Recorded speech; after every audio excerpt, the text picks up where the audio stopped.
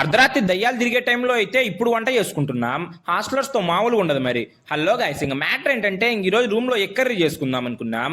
ఇంకా ప్రతిసారి మా ఫ్రెండ్సే చేస్తారు కాబట్టి ఒక్కసారైనా వాళ్ళకి హెల్ప్ చేద్దామని ఎర్రగడ్డలు కొద్దాం అనుకున్నా. ఇంక ఎర్రగడ్డలు స్టైల్గా ఎగరేసి ఒక వీడియో తీద్దాం అనుకుంటే అవేమో కింద పడిపోయినాయి. బాగైందా? ప్రతిదానికి ఓవర్ ఎక్స్ప్రెషన్. అప్పుడప్పుడు అనిపిస్తుంది ఎర్రగడ్డలు కోయడం కంటే బీటెక్ కంప్లీట్ చేయడమే చాలా ఈజీ ఏమో అనిపిస్తుంది. మామూలు కన్నీళ్లు రావడం లేదు అసలు ఎర్రగడ్డలు కోస్తుంటే. నీ బొందరా, నీ బొంద. ఇంక ఇవన్నీ మనకు సెట్ అవ్వని మా రూమ్ వాళ్ళకే ఇచ్చేసిన, మీరే చేసుకోమని. ఇంక ఈ గ్యాప్ లో కోడింగ్ చేద్దామని ల్యాప్టాప్ ఓపెన్ చేసిన.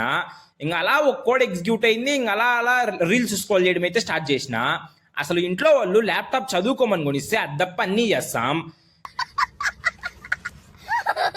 మా ఫ్రెండ్స్ అయితే వంట చేయడం స్టార్ట్ చేసినారు. ఇంకెప్పట్లాగా కాకుండా ఈసారి చేతికి దొరికిన మసాలాలన్నీ వేసేసాం.